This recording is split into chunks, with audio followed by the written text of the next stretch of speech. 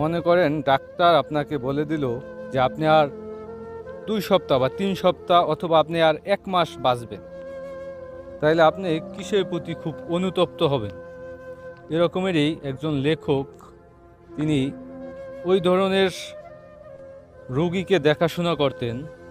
তার দায়িত্ব ছিল একটি পেশেন্ট কেয়ারে, তিনি একটা পেশেন্ট কেয়ারে চাকরি করতেন এবং তার দায়িত্ব ছিল বিভিন্ন বাসায় গিয়ে ওই সমস্ত রুগীকে দেখাশোনা করতেন যে সমস্ত রুগী হাসপাতাল থেকে তাকে ফেরত দেওয়া হয়ে গেছে আর অল্প কিছুদিন সে বাঁচবে।